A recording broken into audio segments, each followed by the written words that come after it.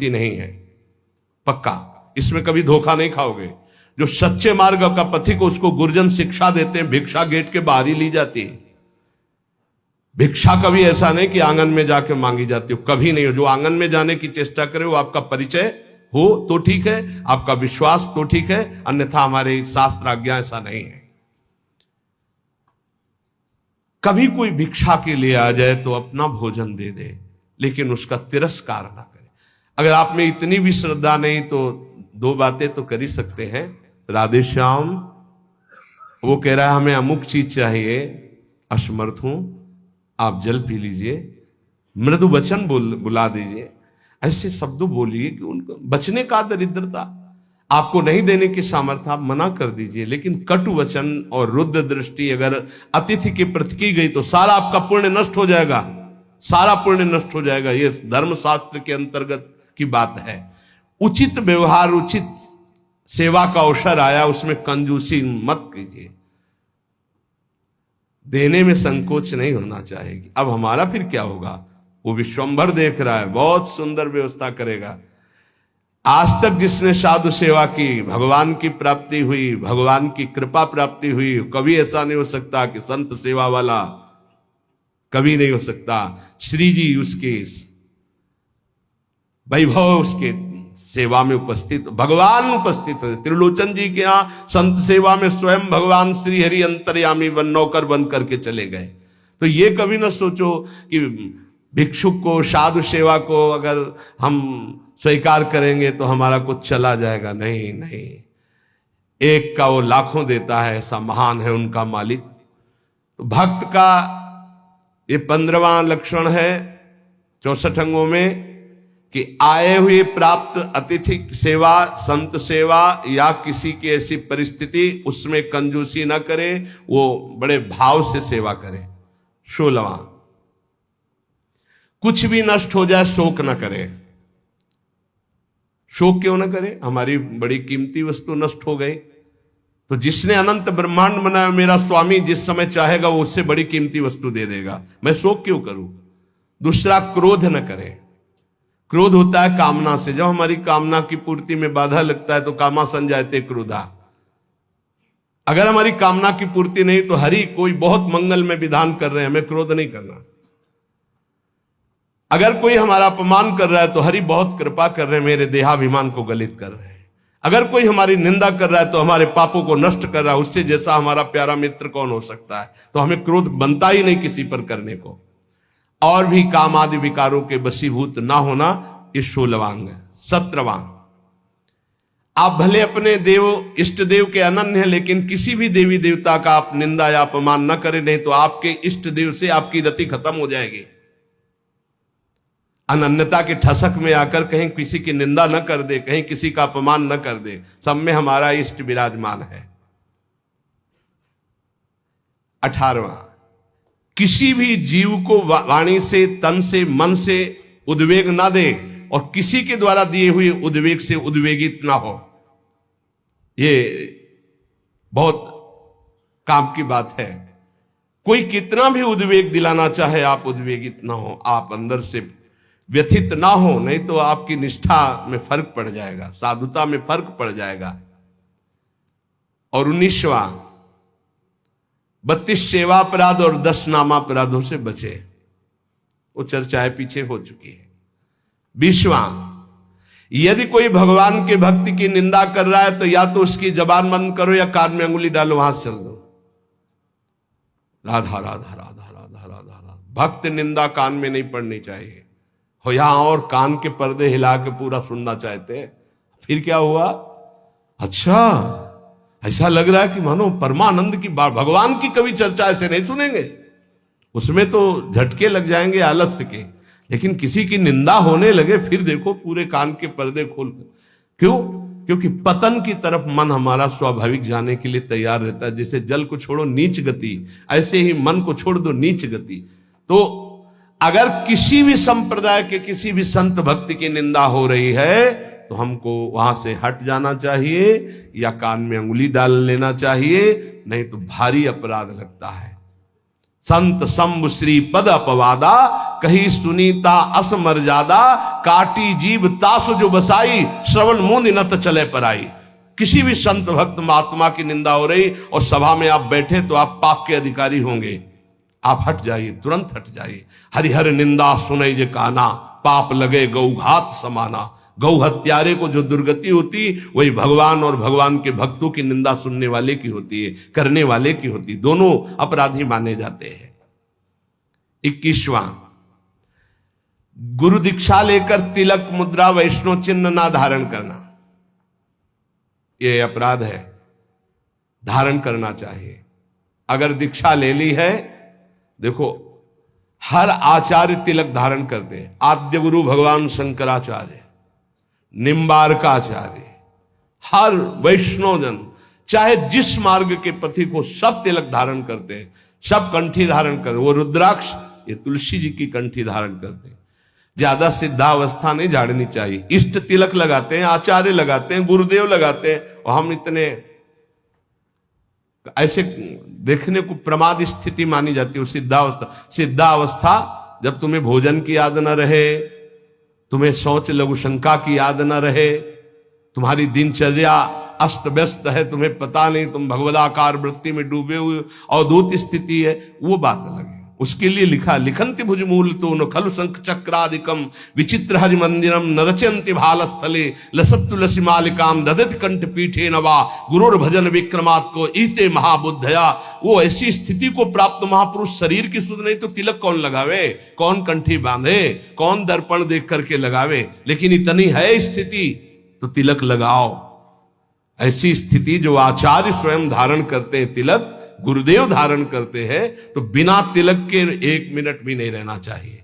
जैसे सुबह आते तो पहले पूरे शरीर में रज और सूखी बट्टी से तिलक की रचना, क्योंकि उस समय नहीं होता कि हम बैठ कर फिर आकर यहाँ तिलक रचना करके ऐसे।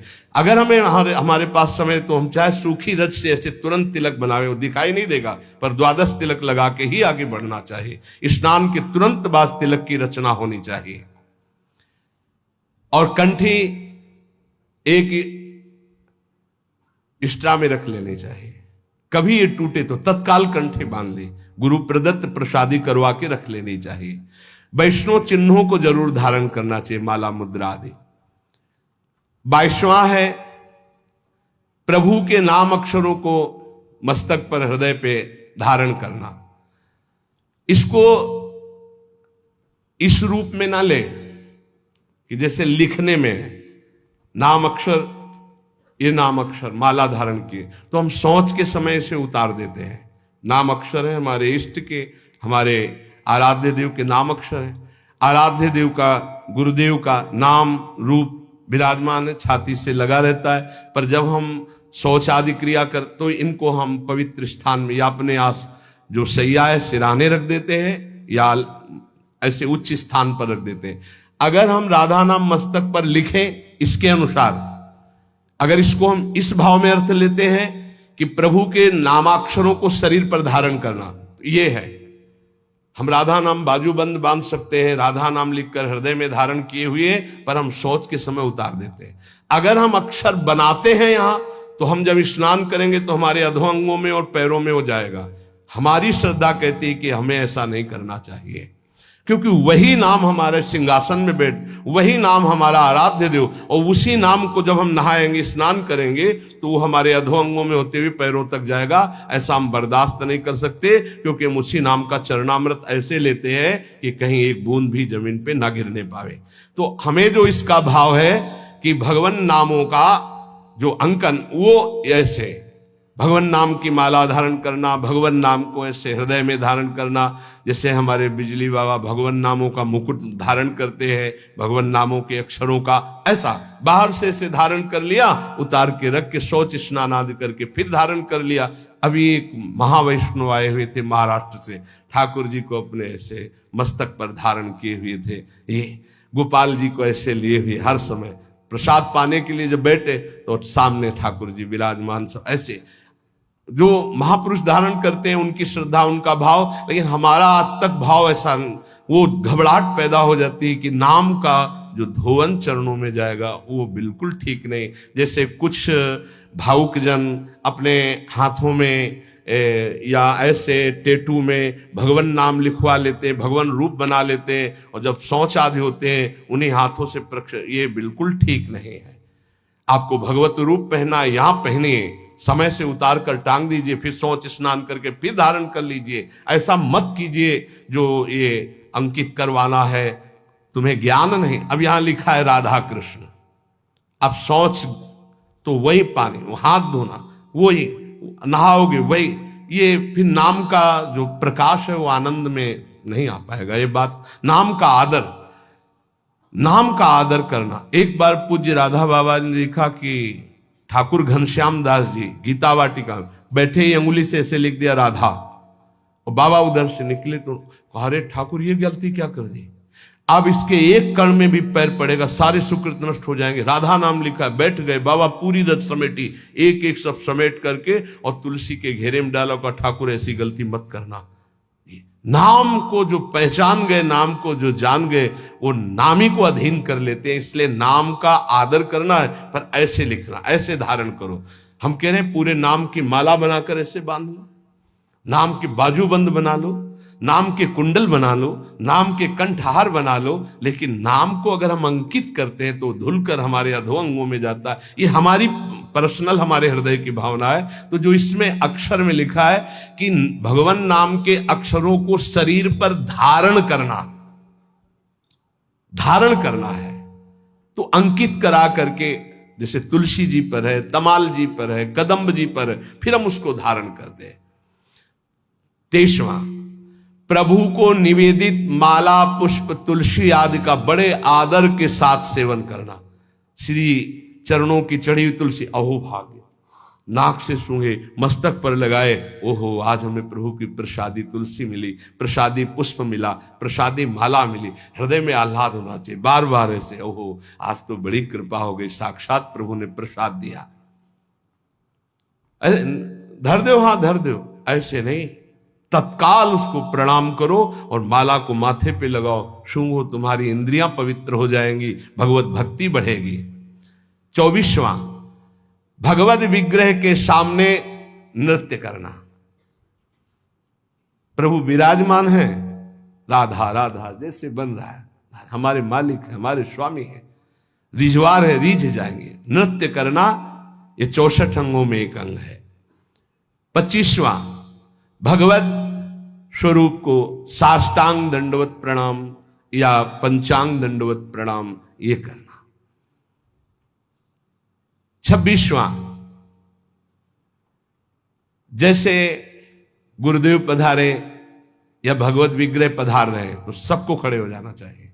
जैसे अपनी श्री जी श्रृंगार गृह से पधार रहे हैं या मंगला में शयन गृह से पधार रहे हैं तो सबको खड़े हो जाना चाहिए। श्री जी पधार रहे हैं, गुरुदेव पधार रहे हैं, खड़े हो जाना चाहिए। भगवत विग्रह का, गुरुदेव का अभ्युत्थान, उनको देखकर खड़े हो जाना है, सम्मान करना, ये भक्ति का 26वां अंग है।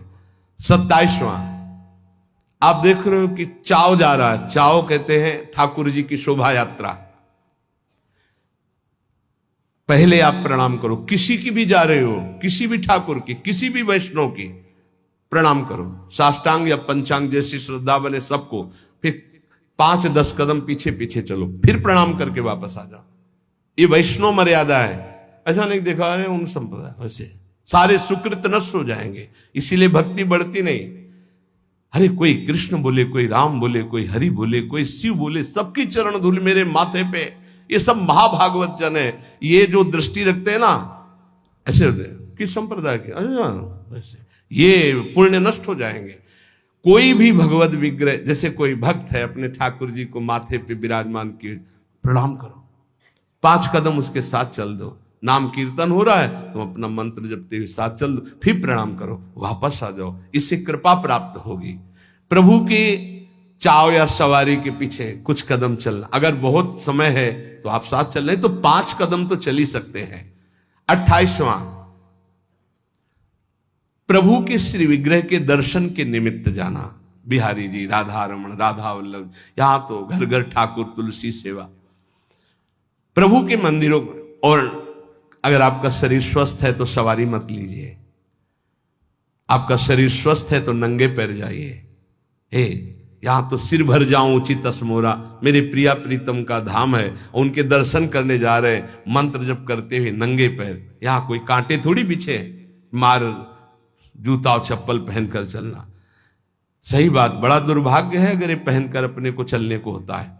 ये तो डॉक्टर मना किए कि वैसा ऐसा नहीं, तो जीवन भर हो गया नंगे पैर ही रहे। जो सुख मिलता है रज स्पर्श से पादुका, ये दुर्भाग्य है। प्रभु के मंदिर कम से कम, अब कोई कई तो सीढ़ियां भी चढ़ जाते हैं पादुका से, क्या करें, नहीं तो पादुका पहने दर्शन करें। अरे प्रथम सीढ़ी में पैर रखने के पहले तो पादुका उतार दे कहीं।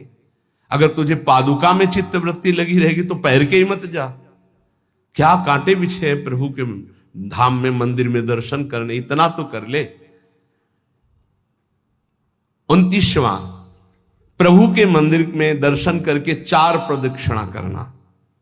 अगर समय नहीं तो दाहिने करते हुए जाओ, दर्शन करके निकल जाओ। समय है तो 4 प्रदक्षिणा कर लेनी चाहिए, ये बहुत लाभ प्राप्त होता है। 4 प्रदक्षिणा हमारे श्री प्रिया प्रीतम जी की होती है।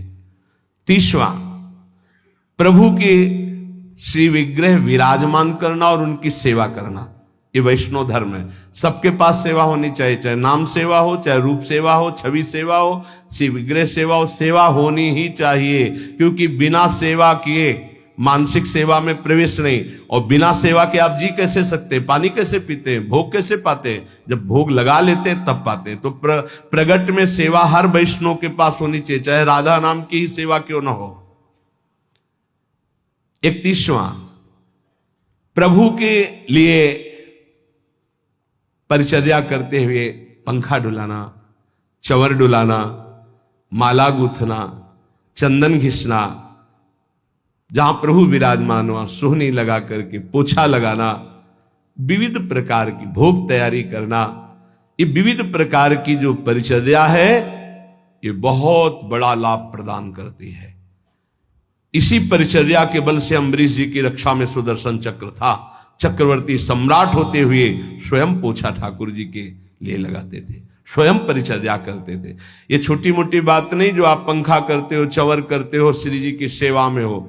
साक्षात श्री जी ने स्वीकार किया है, चाहे वो कोई गेट सेवा में हो, चाहे वो सब श्री जी की सेवा में। सेवा परिचर्या से आराध्य देव को अधीन किया जाता है। 32वां, प्रभु के सम्मुख बैठ करके उनके गुणों का गान करना, उल्लसित होकर गाना चाहिए। प्रभु राग रंग नहीं देखते। मानत अपनो भाग राग करत अनुराग बिन दीखत सकल अभाग श्री हरिवंश कृपा बिना। बहुत सब राग रागिनियों का ज्ञान है लेकिन अनुराग नहीं है तो प्रभु नहीं रीझते। हाँ, लोग तो रीझ जाएंगे, प्रभु नहीं रीझेंगे। और देखा है राग रागिनियों में प्रधानता रखने वाले पर, और लोगों की तालियां या लोगों का भाव देखते हैं। प्रभु बैठे उनकी तरफ पीठ है, ऐसे प्रभु हैं, ऐसे बैठे राग रागिनी, आओ सामने तालियां बज रहे, सामने बज रहे। मानत अपनो भाग राग करत अनुराग बिन दीखत सकल अभाग। कोई राग नहीं आता, आप ऐसे गा रहे तो वाह वाह ठाकुर जी बोल उठेंगे जिस दिन भाव से गाओगे। नाम बाणी जहां श्याम श्यामा तहां, नाम बाणी सुनत श्याम श्यामा सुबस। प्रभु के सम्मुख गान करने का सौभाग्य जानते हो, ये जो आप लोग बैठकर गान करते हो बड़ी विशेष कृपा है। उनके लीला गुण गायन से बहुत जल्दी वो प्रसन्न हो जाते हैं। 33वां, भगवान के सामने भगवान का नाम कीर्तन करना। ये जो आप लोग करते हैं, हाँ, हृदय आह्लादित हो जाता है। राधा राधा जब आलाप लेते हैं तो जैसे दूध गैस में चढ़ाओ तो उफान नहीं आती, ऐसे भक्तों के हृदय में उफान आनंद की आती उच्च स्वर से नाम कीर्तन सुनकर। 34वां, इष्ट मंत्र का जाप का नियम होना। जैसे गुरुदेव देते 11 माला, 21 माला, 33 माला, जो भी, वो संख्या जरूर पूरी करनी चाहिए। इष्ट मंत्र की जो संख्या है गुरुदेव ने जो दिया है, ये भक्ति का अंग है, जरूर पूरा करना चाहिए। ध्यान देना चाहिए कि हमें इतना मंत्र जो गुरुदेव ने कहा वो जपना ही जपना है। इष्ट मंत्र का नियम पूर्वक जप का ये भाव गुरुदेव ने जो दिया उसको पूरा करना चाहिए। 35वां, रोज प्रभु से प्रार्थना करनी चाहिए।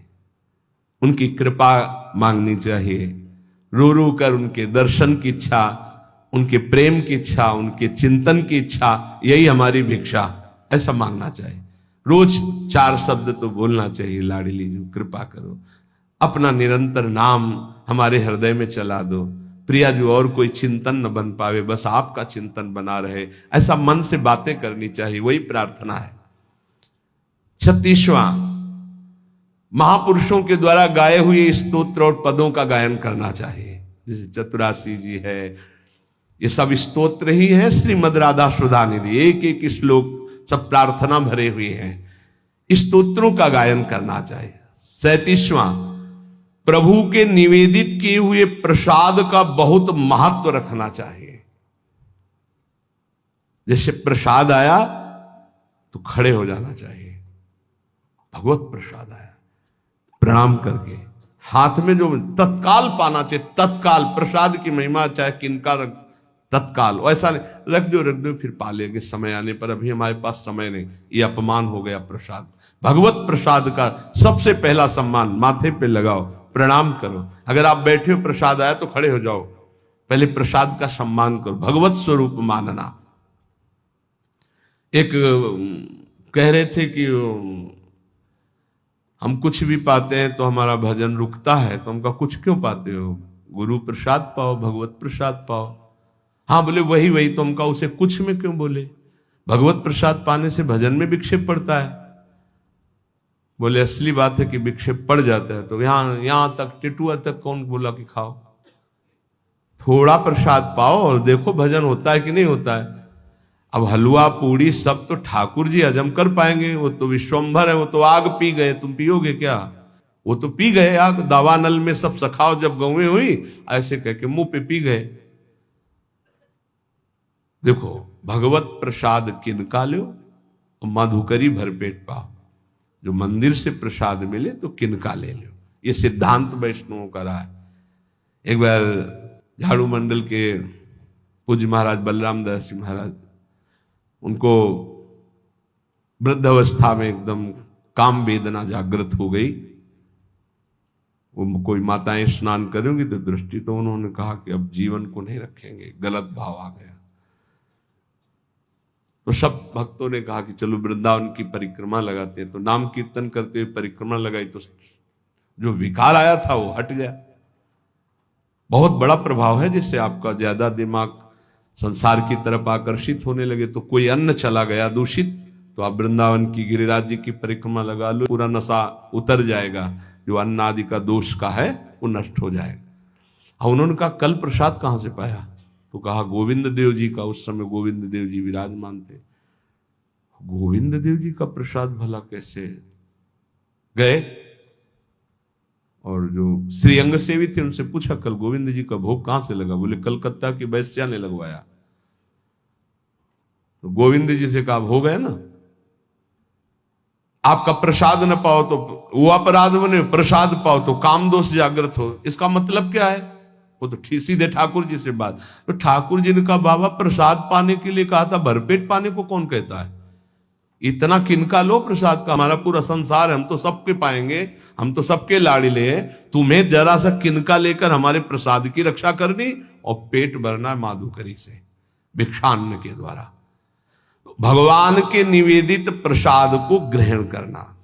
अच्छा, अब जैसे प्रियालाल का भोग है, रोज खीर हलवा पकौड़ी कचौड़ी 50 प्रकार के भोग लगते हैं, अब रोज पाओगे तो तोंद चिकनाएगी, भजन में रस थोड़ी आएगा, पक्का समझो, भजन में तब रस आएगा जब इतना किनका ले लिया। और देखो अपने लोग तो उपासक हैं, श्री स्वामी हरिदास जी महाराज ललिता जी के अवतार, कोई साधक नहीं है, पर 56 भोग बिहारी जी का लगा, उत्तम भोग लगाए मोर मरकट को सेवएं, वृंदावन के मोर मरकट को ऐसे ऐसे करके चीख लेते, और चना, आप चना पाके रहते सूखे।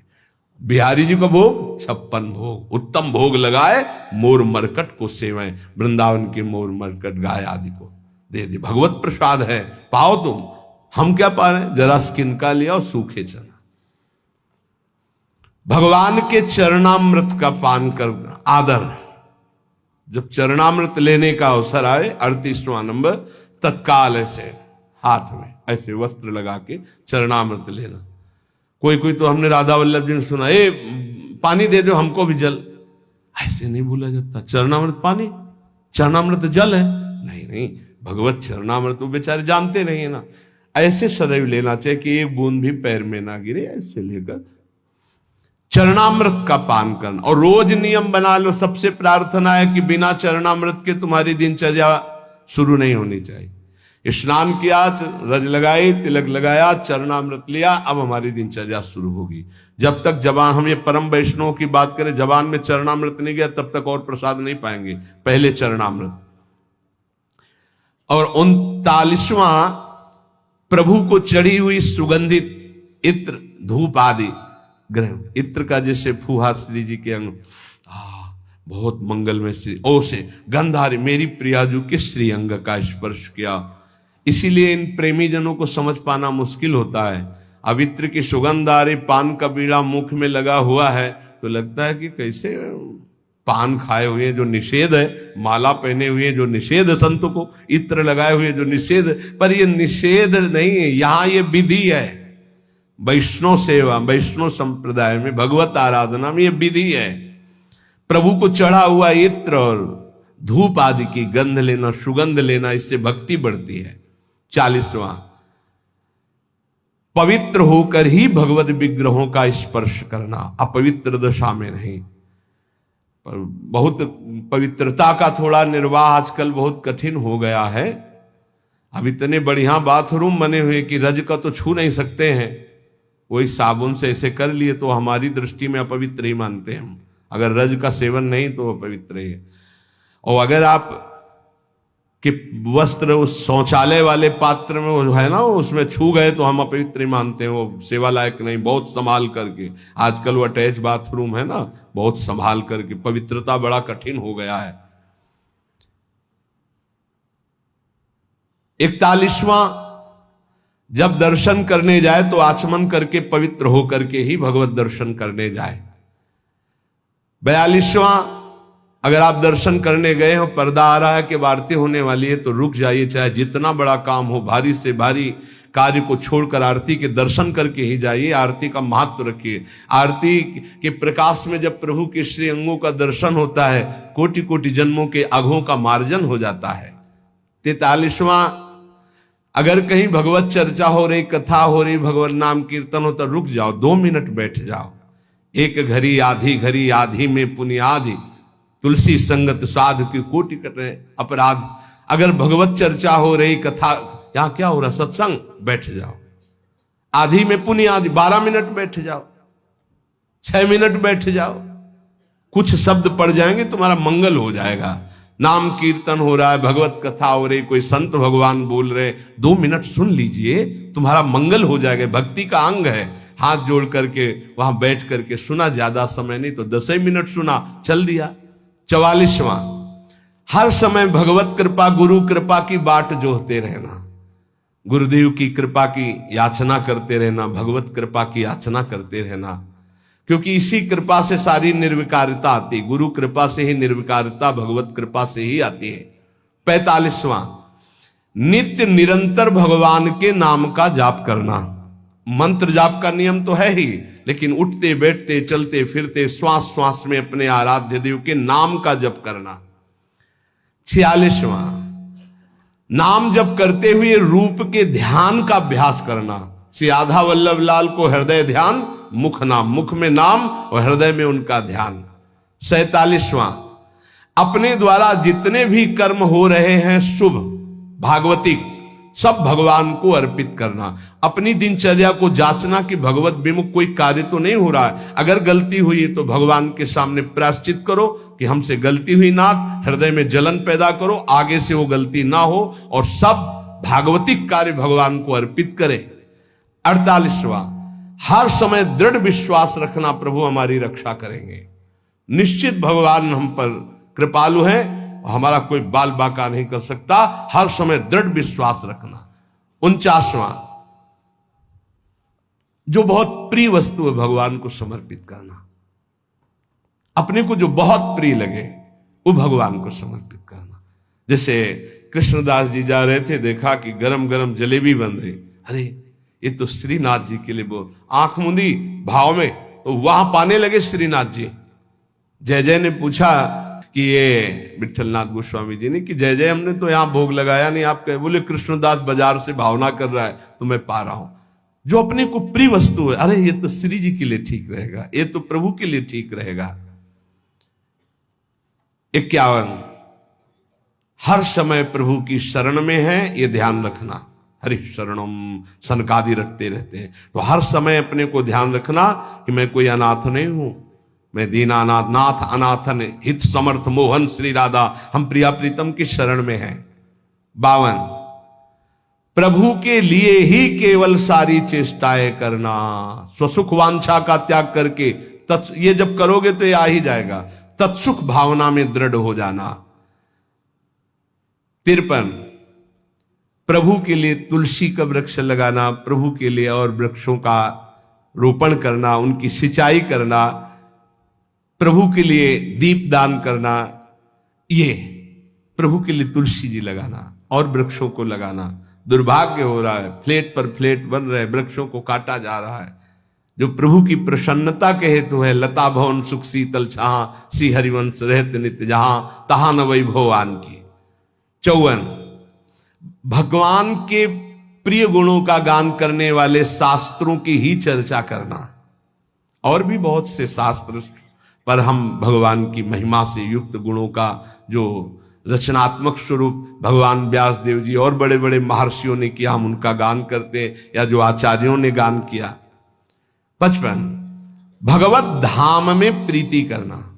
जैसे हमारे आराध्य देव का निज धाम वृंदावन है, ये हमारा जीवन, हमारा प्राण, ऐसा प्रीति करना।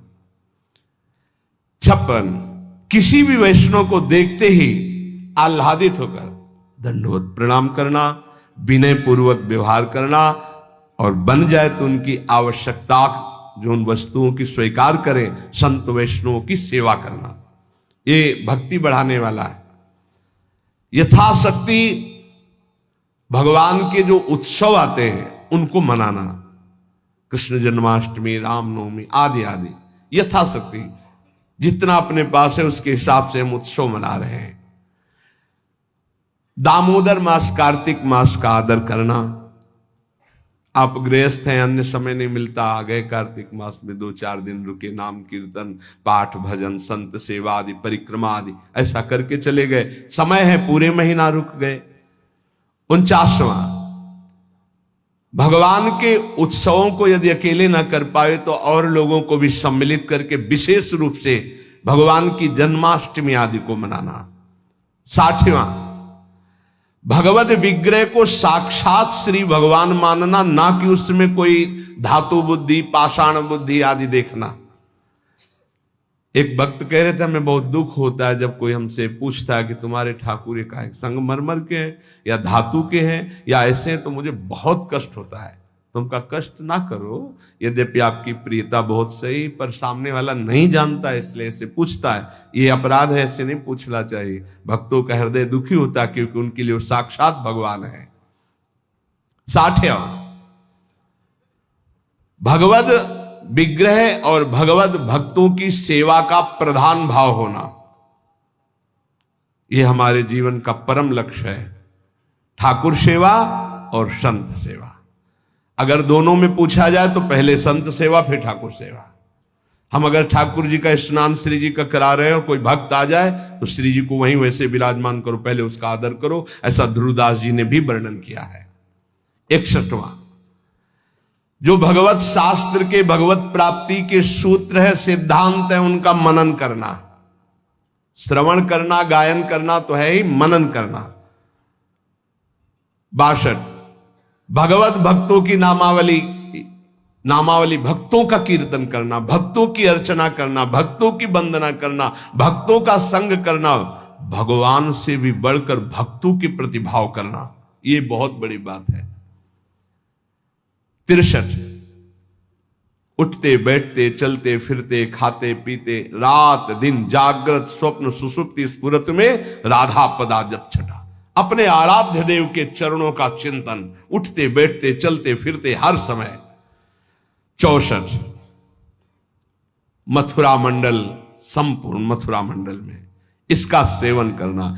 ये भक्ति के 64 अंग सारांश में कह गए। इनकी व्याख्या की जाए तो महीनों चलेंगे। पीछे शुरू की थी तो स्मृति तक पहुंचे थे, भगवत स्मृति तक पहुंचे थे। इसलिए इन अंगों का सांगोपांग यदि उपासना हो जाए तो प्रेम का प्रादुर्भाव हृदय में हो जाए।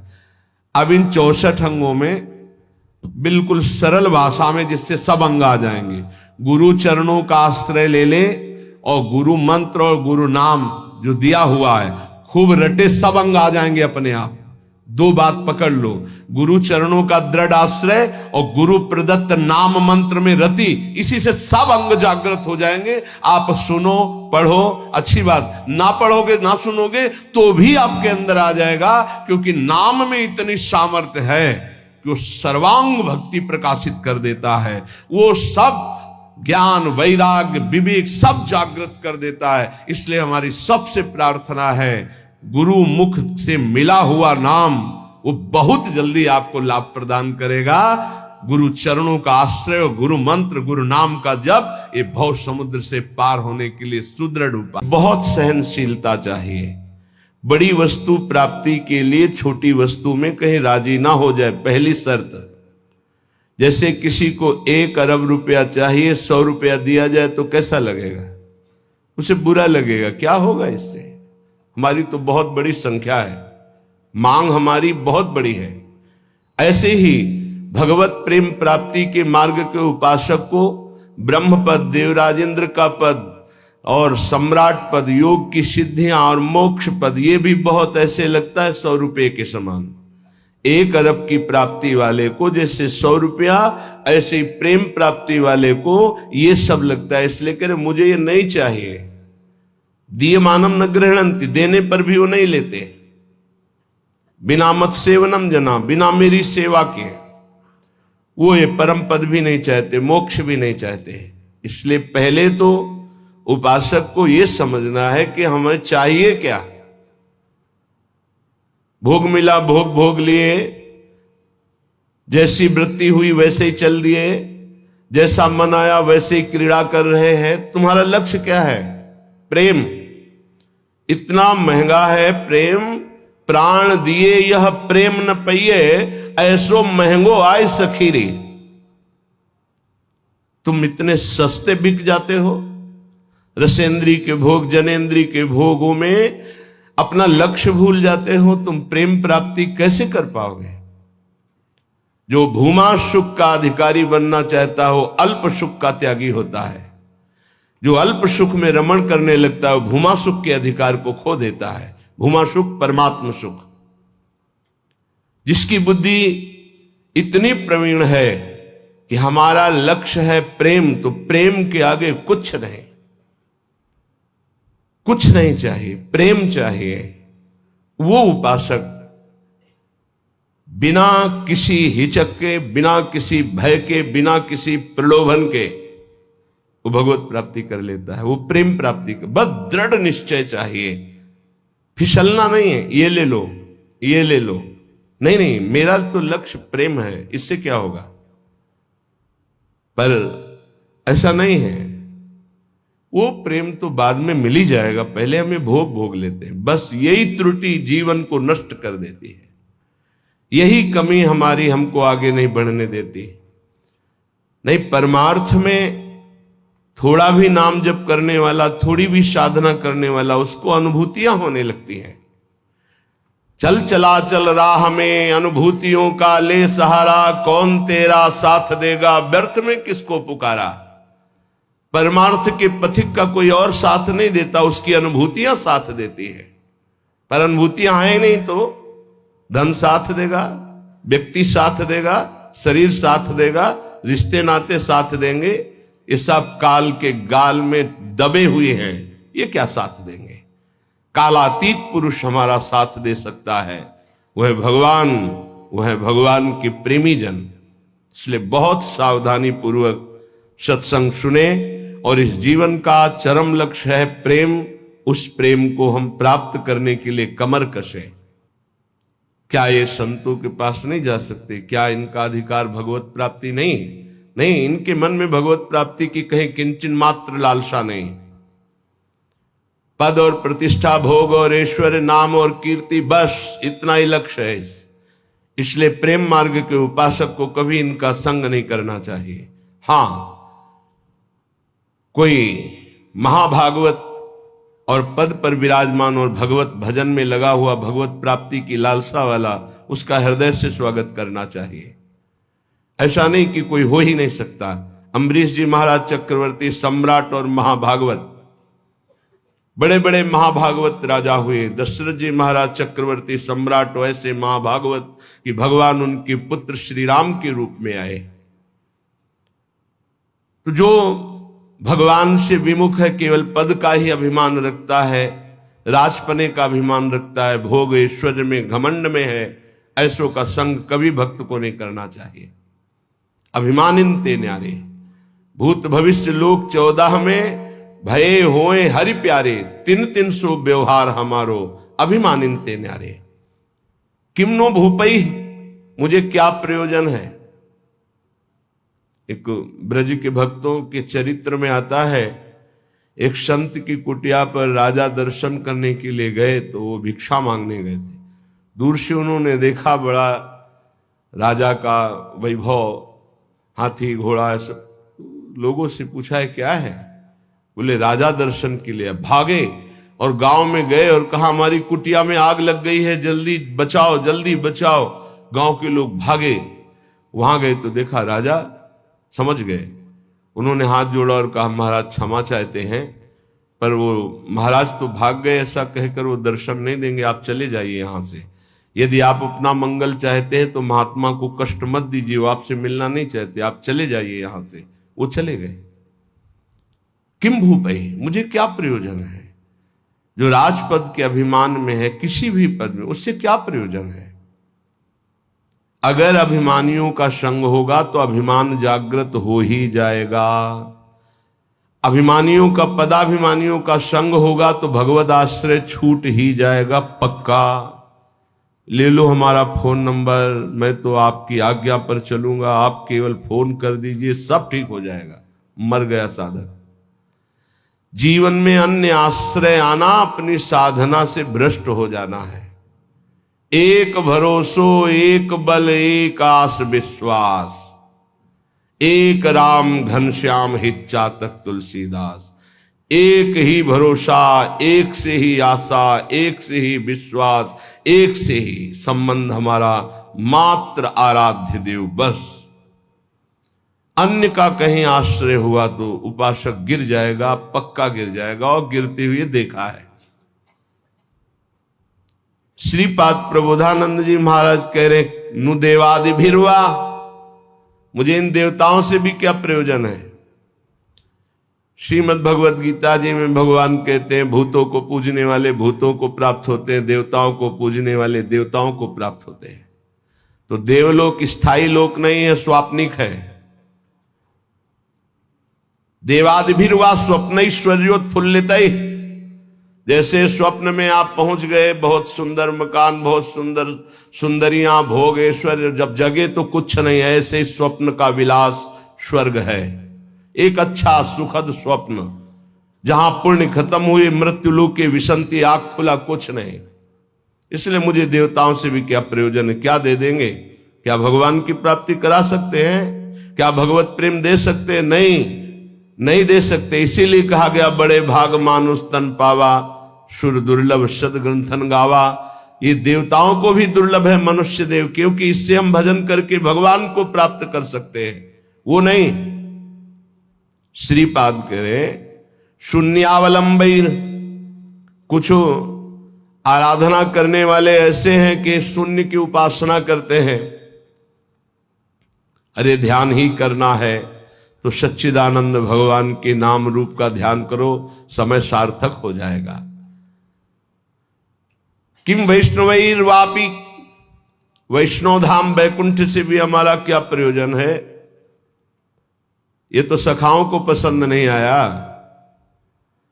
जब सखाओं ने जाना, नंद बाबा को वरुण के पार्षद ले गए थे, और श्री कृष्णचंद्र जो जब उनको मुक्त कराने के लिए गए तो जो लोकपाल वरुण ने साष्टांग दंडवत की और अर्घ पूजा और उपासना वो नंद बाबा ने देखी। मेरे लाला को बड़े बड़े देवता लोकपाल दंडवत कर रहे हैं।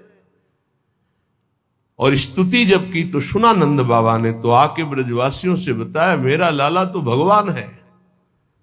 सखाओं ने कहा क्यों कन्हैया तू भगवान है? बाबा कह रहे थे तू भगवान है। तो भगवान है तो वैकुंठ दिखा।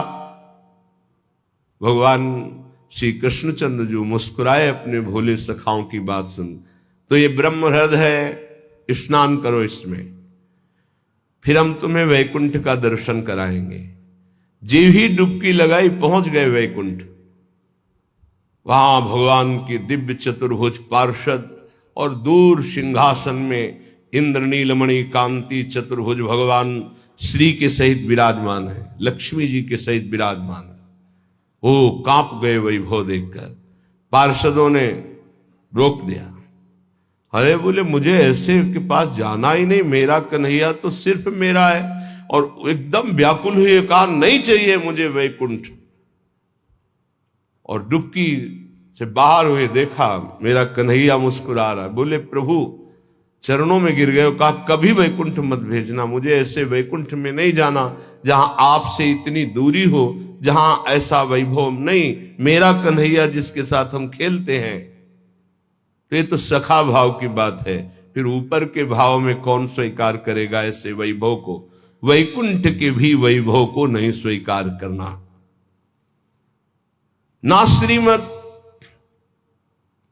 ना किसी वैभव ऐश्वर्य सिद्धियों को स्वीकार करना। तब वृंदा कानन एकांत भाजाम, तब वृंदावन के एकांतिक प्रेम की प्राप्ति होती है। एकांतिक, प्रिया प्रीतम, श्यामा श्याम। तो अभी आप कह दो मुझे मोक्ष नहीं चाहिए, वैकुंठ नहीं, 500 रुपया में प्रभु को भूल जाते हो, वैकुंठ की बात करते हो। मोक्ष जानते हो किसे कहते हैं? अभी जाना ही नहीं, मोक्ष किसे कहते हैं?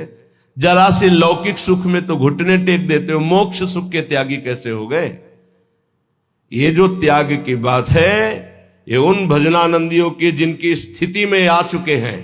वो चाहे तो वैकुंठ मिल जाए, चाहे तो योग की सिद्धियां मिल जाए, चाहे तो मोक्ष मिल जाए, वो उनका त्याग किए हुए हैं। पहले मर्त सुखों का तो त्याग कर दो, मृत्यु लोक के सुखों का तो त्याग करो अंदर से, तब ऊपर के सुख अपने आप तुमको दिखाई देने लगेंगे। श्रीपाद कह रहे हैं शम सर्वेशाम प्रयासेन दात्री द्वित्रैकांति प्रेम पात्रैक पात्री आनंदात्मा शेष सत्वा निधात्री श्री वृंदाटव्यस्तु मेन्धस्य धात्री। आयास प्रयास से जो सुख मिलता है वो अल्प होता है। जो आप प्रयास करते हो उसे कर्म कहते हैं। कोई भी कर्म प्रारंभ और अंत वाला होता है, तो किसी भी कर्म का फल अनंत नहीं हो सकता। वो प्रारंभ और अंत वाला ही सुख देगा। अनंत सुख की प्राप्ति कर्मों से नहीं होती, कर्मों के त्याग से होती है।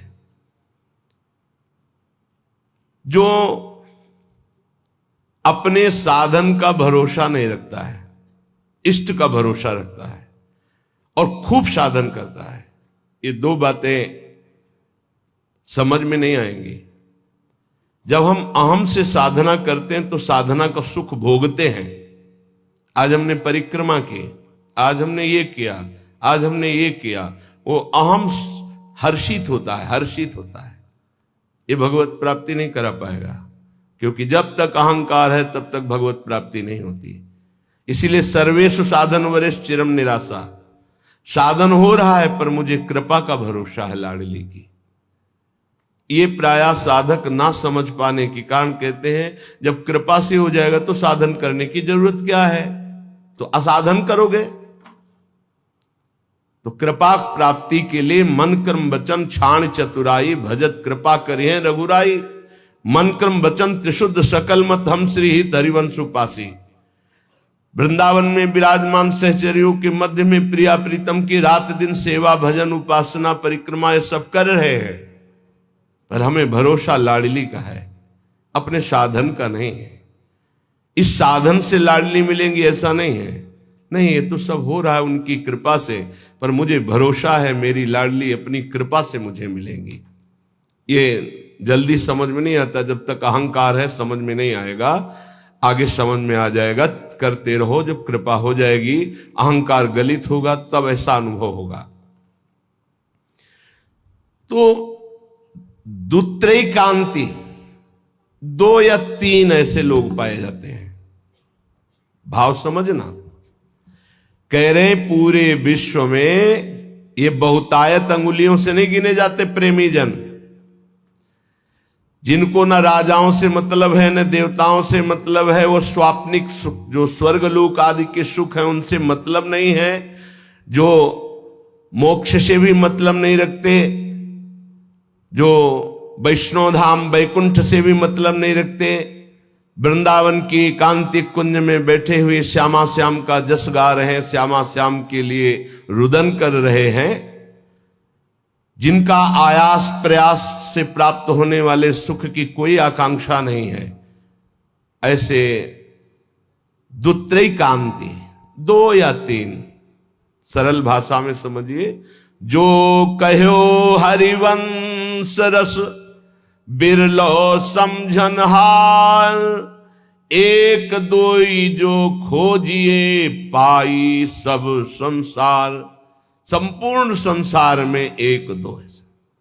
एक बार भगवान वल्लभाचार्य जी से उनके एक प्रिय धनी शिष्य ने कहा, आज हमारी इच्छा है कि 100 विद्वान ब्राह्मणों को भोजन कराएं। बोले बहुत सुंदर, यदि एक 12 तिलकधारी कंठीधारी आचार्य परंपरा से युक्त वैष्णव को पवा दो तो 100 ब्राह्मणों को पवाने का फल प्राप्त हो जाएगा। ओहो, ऐसा वैष्णव की, तो प्रभु हम 100 वैष्णव पवाएंगे।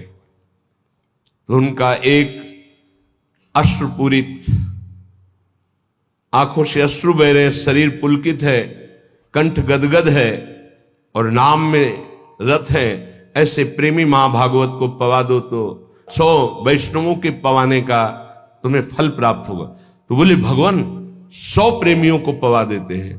तो वल्लभाचार्य जी के आंसू आ गए, प्रेमी 100 नहीं, प्रेमी तो 1 2 ऐसे मिलते हैं। कैसे प्रेमी? यहां शर्त है, जिनका ना राजाओं से प्रयोजन है, ना देवताओं से प्रयोजन, ना वैकुंठ से प्रयोजन, ना मोक्ष से प्रयोजन, केवल प्रियालाल के लिए तड़प रहे गदगद सुर, नैना सजल दंपति रस रहे भीन, ई गति वृंदा विपिन में फिरे प्रेम तल्लीन। ऐसे प्रेमी जनों का सानिध्य और दर्शन, ये विशेष भगवान की कृपा होती है, विशेष कृपा।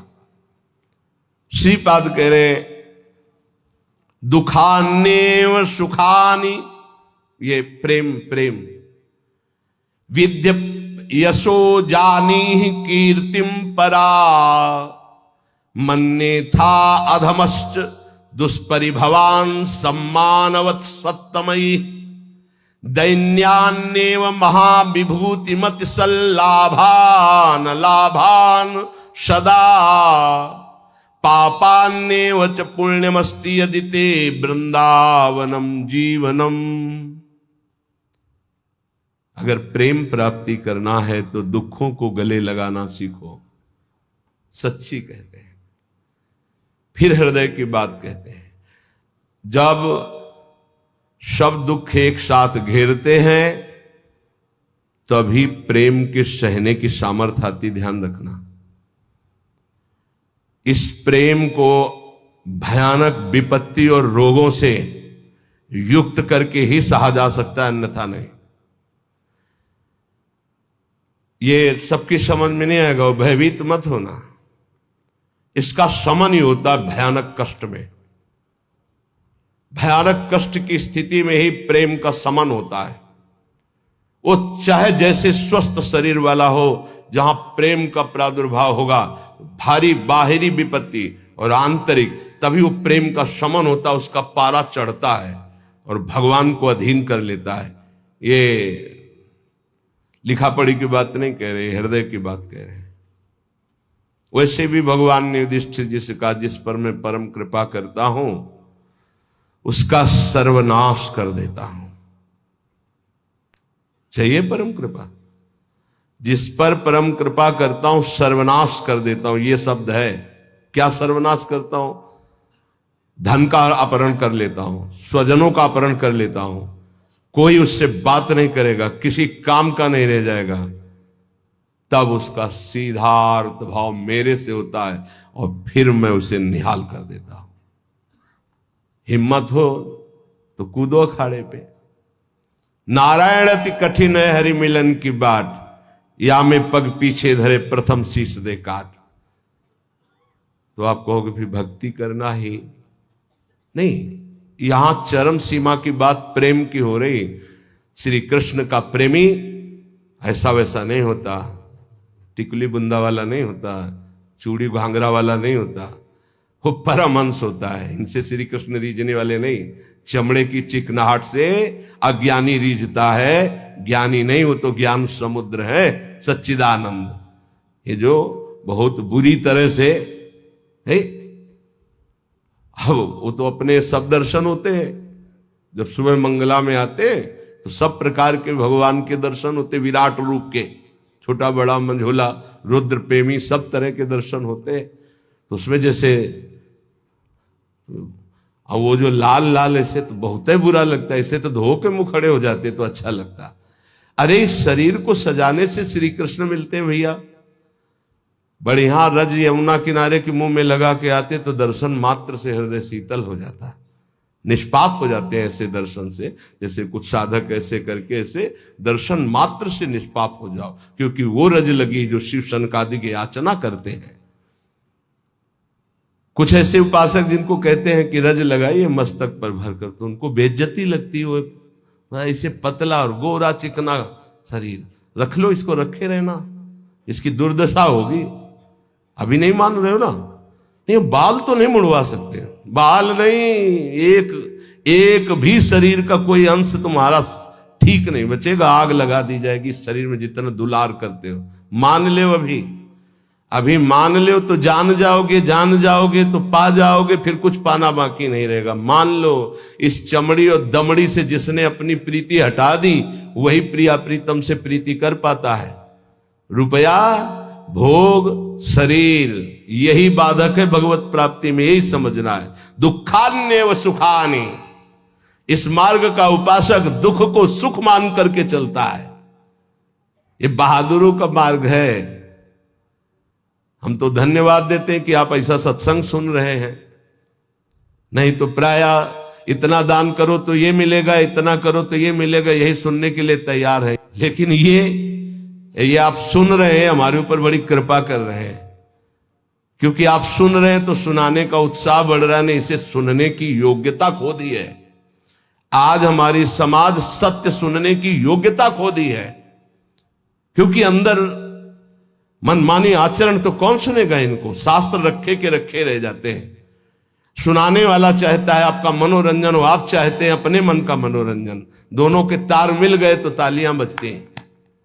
यहां तालियां नहीं बजा सकते हो, यहां मन को बजाना पड़ेगा, यहां मन को भंजन करना पड़ेगा। और यहां बैठ के सुन रहे हो, इसका मतलब बड़ी कृपा है आपके ऊपर। जब द्रवई दीन दयालु राघो तो साधु संगति पाइए। दुखान्येव सुखानि विद्य अपयशो जानी कीर्तिम पराम। ध्यान से, प्रेम मार्ग के उपासक को जब दुख मिलता है तो सुख की प्राप्ति होती है। पक्का पर यह समझ में नहीं आएगा। भारी जब दुख की, आप क्या समझते हैं, भारी दुख की स्थितियों को देखा गया, तब जाकर के उस परम सुख में चढ़। ये बहुत वैज्ञानिक तरीके से अनुभव की बात कह रहा हूं कि पावर चाहिए ऊपर चढ़ाने के लिए। जैसे कोयला झोंका जाता है, उससे अग्नि बनती थी, तब इंजन में पावर से वो रेल चलती थी।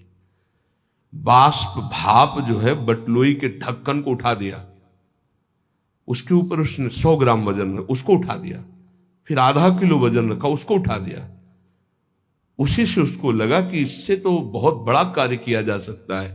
तो ये कक्षा 4-5 की कक्षा में पढ़ाया गया था कि वो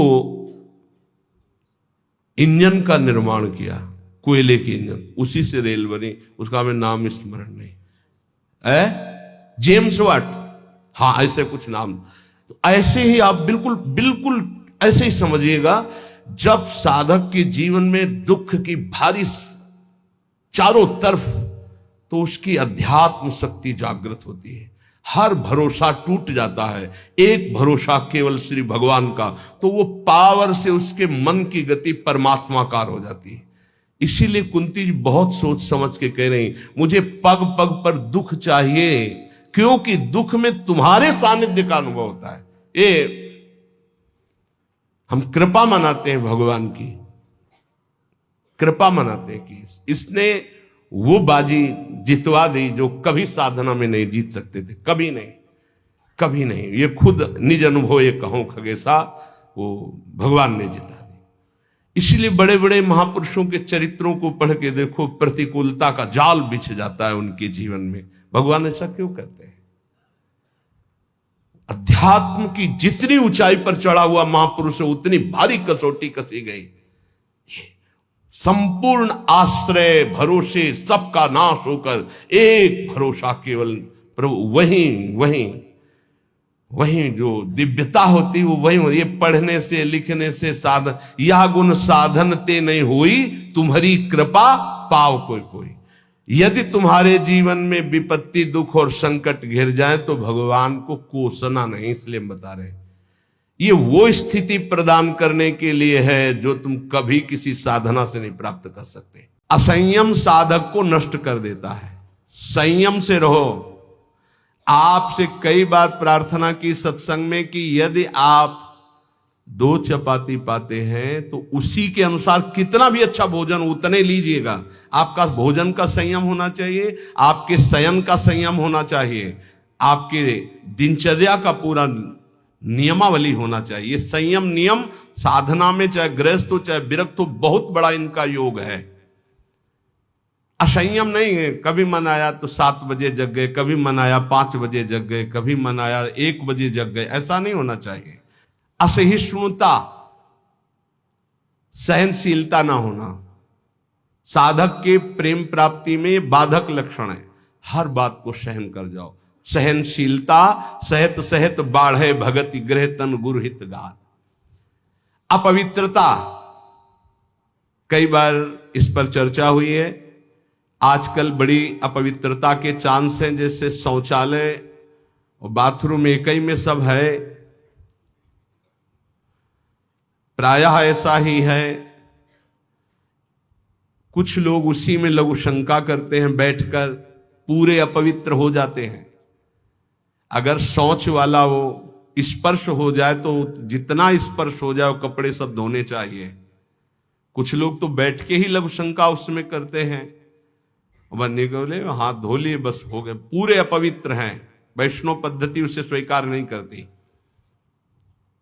कैसे महापुरुषों का दिन, कल दर्शन किए जब प्रसाद पा रहे थे वो वृद्ध वैष्णव, तो ऊपर के वस्त्र हटाकर नीचे की धोती, कितना पवित्र पवित्रता। ये मुख में कुछ खाए जूठे चल रहे हो, कैसे तुम्हारा मंत्र सिद्ध होगा? खड़े खड़े लघु शंका कर ली, छिट्टी पैरों में पड़ रही, कैसे मंत्र सिद्ध होगा? बहुत सावधानी की जरूरत है। उपासक चाहे गृहस्थ हो या विरक्त हो, हर समय पवित्र रहता है। अपवित्रता ये सिद्ध नहीं होने देती, साधन को सिद्ध नहीं होने देती, ध्यान रखना। कुछ भी खाने की वृत्ति ऐसी न रखो जो प्रियालाल को भोग नहीं लगाया आप पा रहे हैं। बाजार में खाने वाला तो साधक हो ही नहीं सकता। हम ये कह रहे हैं कि यदि आप बहुत ही गृहस्थ में हो और आपका मन कर रहा है कि भाई आज हम नमुक चीज पाए, तो आप पहले ये जांच करो कि जहां से ले रहे हो पवित्रता का विधान वहां है कि नहीं है। नहीं तो बहुत अपवित्र रहता है, आप ये अच्छे से समझ लीजिए। अब वो पदार्थ फिर लेके श्री जी को भोग लगाओ जो पवित्र हो, फिर पाले हो तो चलो ठीक है। वही बाजार में खड़े खड़े खाना पीना ये साधक या वैष्णव का लक्षण नहीं है। ये भारी अपवित्रता है जो तुम्हारे भजन में बाधा पहुंचा देगी। मान लीजिए, हाथ जोड़ के कहते हैं, क्योंकि प्राय अब इस पर छूट है। पवित्रता, पवित्रता, बहुत सावधानी से। जैसे आप माला जप कर रहे हैं, आपको लघु शंका लगी है, तो अपनी माला को गर्दन के पीछे कहीं ऐसे फंसा लीजिए, उच्च भाग में, और बैठकर लघु शंका कीजिए। जहां पानी की व्यवस्था हो या आप अपने पास पानी रखिए, फिर पवित्र होइए। अगर ऐसा है कि जल नहीं है तो रज से कर लीजिए, रज से हाथ धो लीजिए, और जब तक पानी न मिले, आचमन न कर लो, तब तक माला नहीं, ऐसे नाम जप करो। ये अपवित्रता भगवत प्राप्ति में बहुत बाधक है और लोग इसको मानते ही नहीं है। कोई बिरला पवित्रता का निर्वाह करता नहीं मान। कौन भ्रमण में लघु शंका के लिए कमंडल रख रहा है? अब वीआईपी पना हट जाएगा। प्रायः दंड कमंडल, साधु का प्रसिद्ध सोटा लंगोटा, ये सब प्रसिद्ध है। काछ वाच मन निश्चल राखे, धन धन जननी तेरी रे। बहुत अब प्रायः दर्शन करने वालों में ऐसे दर्शन होते हैं, हाथ में बिस्लरी की बोतल ऐसे, जैसे कोई जल चढ़ाने की गंगा जली नहीं, प्रायः बिस्लरी की बोतल ऐसे हाथ में होगी। जमाना बदलता चला जा रहा है, और या स्मार्ट मोबाइल हाथ में होगा। कोई भले आदमी तो ऐसे मिलते हैं कि मोबाइल से ऐसे वीडियो दाहिने हाथ से बना रहे हो, बाएं हाथ से ऐसे कर रहे हैं। बाएं हाथ से किसको किया जाता है जानते हो? शत्रु पक्ष को। जब राजाओं के यहां दुश्मन का दूत जाता था तो बाएं हाथ से सलूट करता था। तब पता है कि दुश्मन का दूत आया, इसलिए बाएं हाथ से करता था।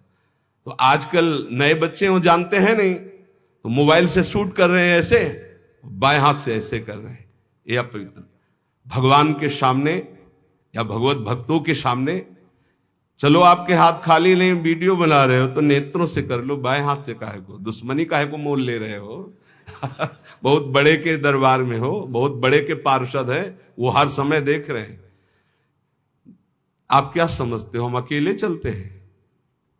नहीं बोले 10-20 साथ चलते नहीं, इनकी बात नहीं कर रहा। एक कदम भी ऐसा नहीं जिसमें हमारी महारानी जी न चलती हो। ये जो छोटे छोटे नवजात शिशु जो ये सब, ये जानते हो महारानी जी के प्रताप का आशीष लेने आते हैं।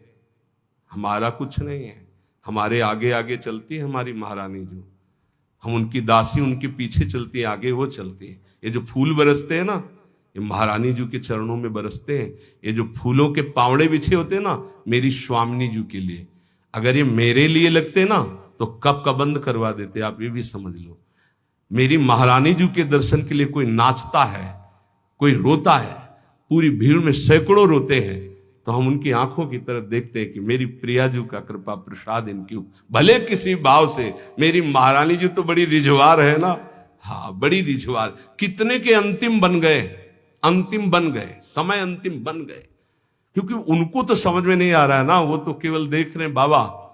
लेकिन बाबा के आगे जो चल रहे हैं उनका प्रताप चल रहा है। आप समझते हो ना, किसी के आगे इतना नहीं होता जो आप देख रहे हो, ये महारानी जी के आगे होता है, किसी और के आगे नहीं होता है। यहां कोई संत प्रताप उदित नहीं है, ये महारानी जी का प्रताप उदित, राधा प्रताप। जो प्रसिद्धि और पुजवाने की इच्छा रखता है उसे प्रेम प्राप्त नहीं होता। प्रेम प्राप्ति में बाधक अपनी प्रसिद्धि और पुजवाने की इच्छा नहीं। अपने इष्ट में चित्त को लगा दो। तो सेवक जी महाराज कह रहे हैं, बिस्तर है सब जग बिमल कीरति, साधु संगति ना टरे, बास वृंदा विपिन पावे, श्री राधिका जो कृपा करे। अपने आप जगत में विमल कीर्ति का विस्तार हो जाता है जो प्रियालाल में चित्त जोड़ता है। अपनी पुजवाने की इच्छा, मान की चाह, ये प्रेम नहीं प्रकट होने देती। अगला, किसी से भी घृणा। जैसे कोई भी किसी भी तरह का है, किसी भी धर्म का है, कैसे भी आचरण करने वाला है, अगर वो हमारी महारानी के दरबार में आता है तो उसको हम भगवान की तरह आदर करेंगे। उसको एक, जैसे हम सबका आदर करते हैं ऐसे उसका आदर करें। किसी से भी घृणा नहीं। त्रिभुवन में ये तो पक्का समझ लीजिए, किसी से भी घृणा नहीं। घृणा शब्द भक्त के हृदय में नहीं होता, किसी से भी घृणा नहीं। द्वेष, अजात शत्रु भक्त होता है। अगर द्वेष है तो प्रेम प्रकट नहीं हो। अद्वेष्टा सर्वभूतानाम, किसी भी संसार में एक भी से भी अगर द्वेष है, दुश्मनी है, तो भगवत प्राप्ति में बाधा हो जाएगी। अजात शत्रु, तुम्हें गाली दे, सर झुका लो, वो तुमसे द्वेष मान रहा है, तुम उससे द्वेष कभी मत मानो। जब दिखाई दे तो नेत्रों से प्रणाम कर लो। और निर्दयता, ये प्रेम में बाधक है। कभी किसी के प्रति कठोर व्यवहार वाणी के द्वारा, मन के द्वारा, तन के द्वारा ना करे। दुराग्रह, ऐसा होना ही चाहिए, ये कभी हट ना करे। जोई प्यारो करे, सोई मोई भावे। ध्यान रखिए, दुराग्रह कभी प्रभु से भी ना करे कि नहीं प्रभु इतना तो होना ही चाहिए, गुरुदेव इतना तो होना ही चाहिए। नहीं, जोई प्यारो करे, सोई मोई भावे। चपलता, जल्दीबाजी, चांचल्यता, ये साधक में नहीं होनी चाहिए। गंभीर स्वभाव, जो कार्य करे बहुत ठीक से करे। एक साधक अपनी सेवा में है, उनसे आप कोई भी जल्दी काम को वो नहीं करेंगे। कार्य दे दो, छोड़ दो। अगर पात्र मार्जन करना है तो जब वो मार्जन करके निकले बाहर तो आप देख लेना निर्दोष हर पात्र चमकता हुआ मिलेगा। पर आप कह दो 5 मिनट में करो तो वो नहीं करेंगे। जो सेवा दोगे वो सेवा होगी, पर सांगो पांग होगी, उन्हें छेड़ो मत। वो अपने आप पूरा नाम जप करते एकदम, पोछा लगाना छोड़ दो, उसे बोलो मत, बस सेवा दे दो। वो आराम से पूरे भवन में पोछा लगा के शांत, उसे छेड़ो मत। अगर जल्दी करो तो पोछा रख दे, खड़ा है, आप छेड़ो मत, सेवा दे दो। तो जब वो सेवा में होते तो हम कह देते उसको छेड़ो मत, वो अपनी सेवा पूरी सांगो पांग करेगा, पर उसे छेड़ो मत। ऐसा ही उपासक का स्वभाव होना चाहिए। हम जिस कार्य में लगे सांगो पांग उसमें लगे, गंभीरता पूर्वक लगे, जल्दीबाजी नहीं, चांचल्यता नहीं। ये प्रेम प्राप्ति के लिए आवश्यक है। कैसे अगर आप वचन रूपी लक्ष्मण रेखा के अंदर रहोगे तो माया रूपी रावण तुम्हारा हरण नहीं कर पाएगा, तुम्हारी बुद्धि रूपी सीता का अपहरण नहीं कर पाएगी। राम जी वरण कर लेंगे बुद्धि रूपी सीता का, श्याम जी वरण कर लेंगे। भीष्म पितामह अंतिम समय कहते हैं, हे श्री कृष्ण मेरी कुंवारी बुद्धि को स्वीकार करो। आज तक इस बुद्धि को कभी किसी ने स्पर्श नहीं किया, ये बुद्धि कुंवारी है, वरण कर लो इसको। लेकिन हमारी बुद्धि का तो अपहरण हो गया है, विषयों ने अपहरण कर लिया है। क्यों? क्योंकि हम गुरुदेव के वाक्य रूपी लक्ष्मण रेखा के अंतर्गत नहीं रहे। हम रेखा क्रॉस कर गए, अश्रद्धा कर ली, उनकी आज्ञा नहीं मानी, अवहेलना कर दी, कुतर्क। नहीं, ऐसा कैसे हो सकता है?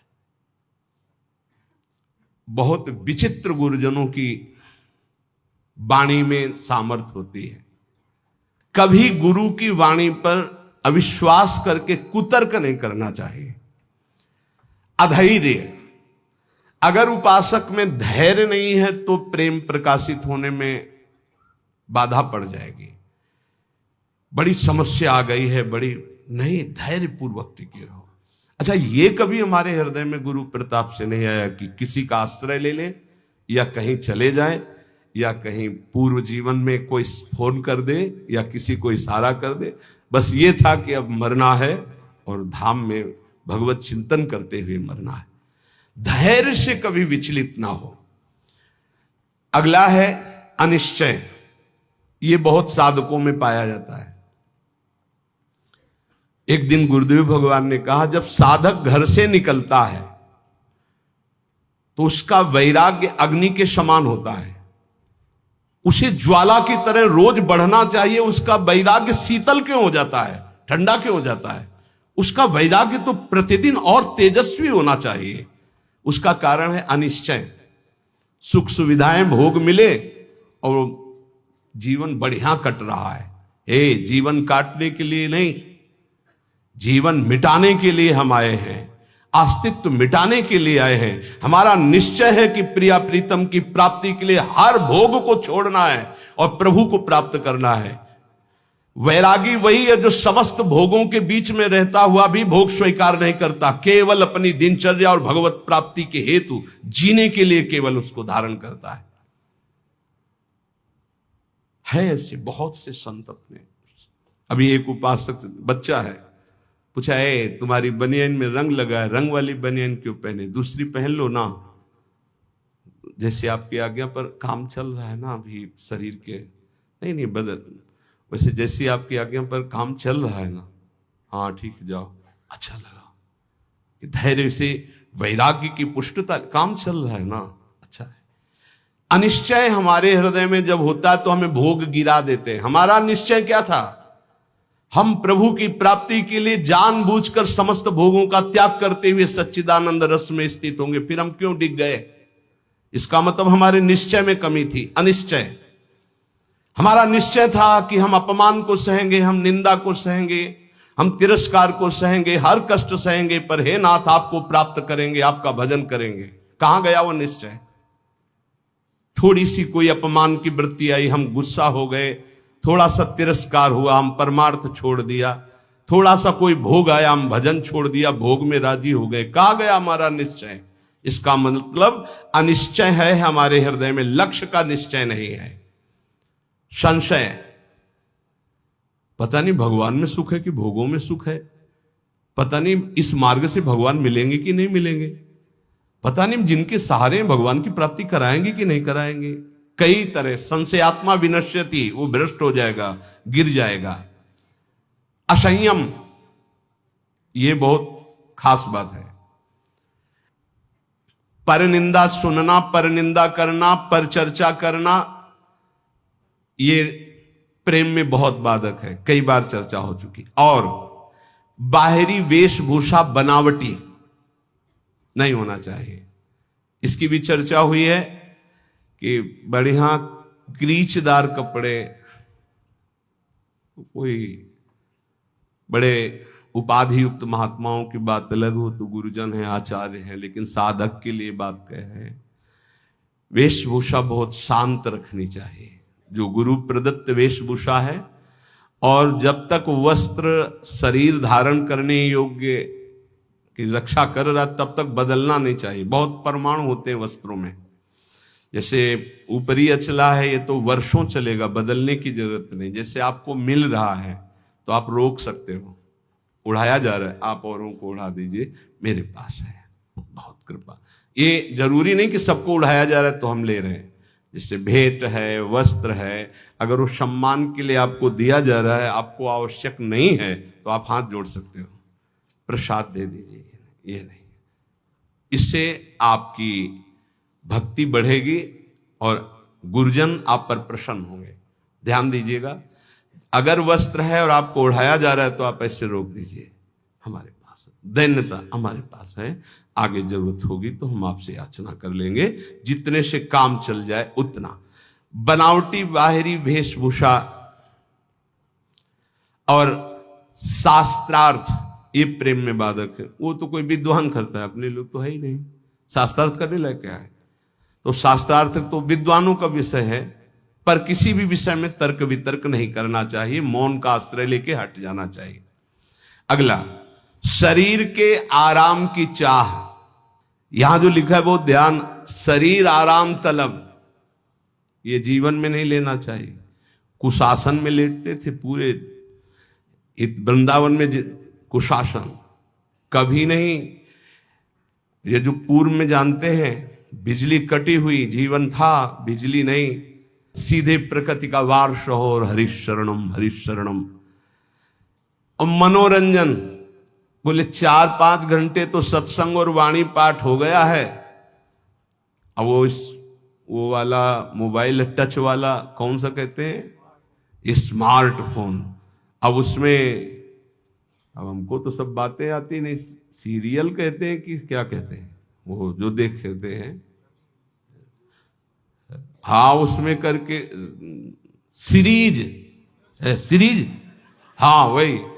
अब एकांत में मनोरंजन सीरीज में देखोगे, आजकल की जो है ना, पहले रामायण महाभारत जैसे, अब ऐसी सीरीज है कि आपके भजन को नष्ट कर देंगे, आपके चिंतन को नष्ट कर देंगे। इसलिए प्रार्थना है कि जितने भी साधकों के पास, वैसे तो सबके पास है नहीं जो सेवा में है, और जो भी गृहस्थ जन है, ऐसी चीजें मत देखो जो आपके भजन में बाधक हो। अगला है कुसंग, ये भजन करते हुए प्रेम नहीं उत्पन्न होने देंगे।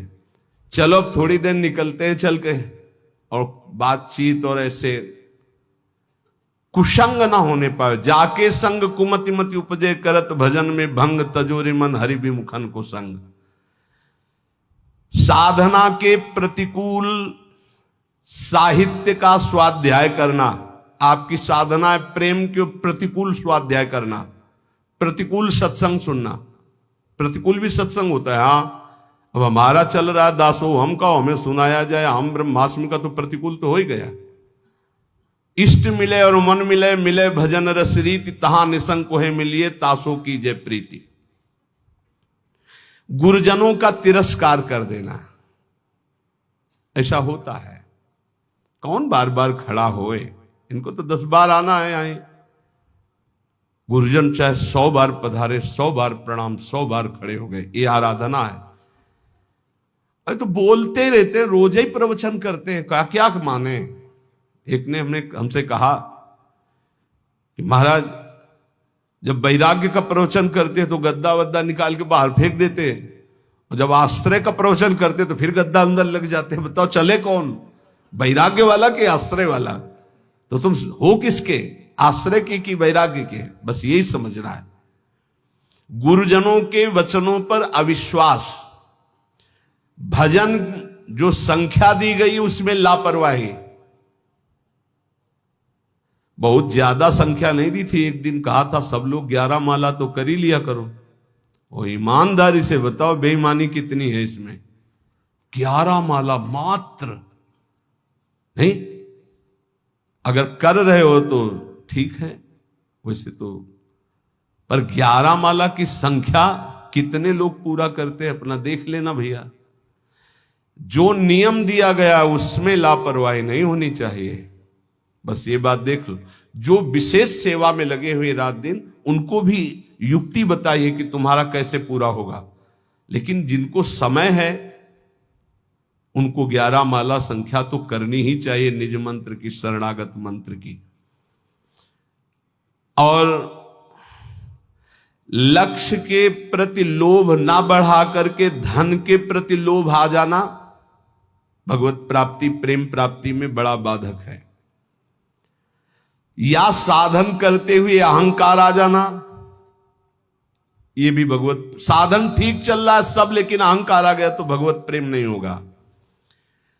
जो वैराग्य मार्ग में है, ब्रह्मचर्य का खंडन करना,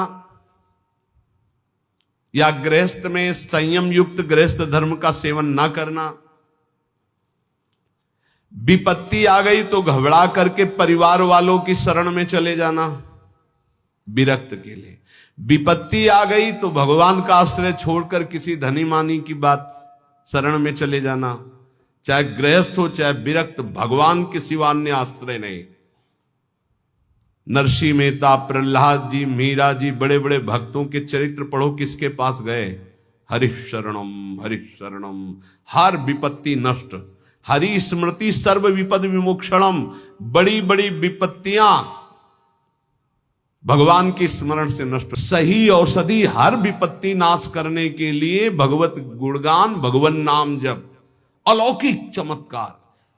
बिना किसी फोन के हर समस्या का, हरि स्मृति सर्व विपद विमोक्षणम। मान लीजिए आप किसी की तरफ मत झांकिए, केवल प्रभु की तरफ देखिए तो कुछ बिगड़ ही नहीं सकता। 5 वर्ष के प्रहलाद जी क्या बिगाड़ लिया त्रिभुवनपति हिरण्यकश्यप ने, पर हमारा विश्वास काम नहीं करता। किसी भी मनुष्य को, संपत्ति को, सुख भोग को, पद को, ममता को भगवान के समान न रखना। अपने इष्ट की समानता में किसी को न रखना। कैसे समझोगे कि हमने इष्ट की समानता में किसी को नहीं रखा? किसी व्यक्ति के मिलने पर, वस्तु के मिलने पर, भोग सामग्री के मिलने पर, पद मिलने पर यदि भगवान भूल गए तो वो भगवान से बढ़कर वस्तु हो गई, भगवान छोटे हो गए। अगर भगवत स्मरण चल रहा है तो फिर किसी को नहीं रखा भगवत स्मृति के समान। अब आप देख लीजिए, छोटी छोटी बातों में भगवत स्मरण छूट जाता है तो भगवान छोटे हो गए और वो भोग सामग्री, वो व्यक्ति बड़ा हो गया। आगे कह रहे हैं, जो भारी व्यवस्था धर्म प्रचार के चक्कर में पड़ जाता है, प्रेम प्राप्ति दुर्लभ हो जाती है, वो लक्ष्य को भूल जाता है। इतने दोषों से यदि बच जाया जाए गुरु कृपा से, तो सहज भजन में रुचि हो जाए और भगवत प्राप्ति हो जाए और प्रेम प्राप्ति हो जाए।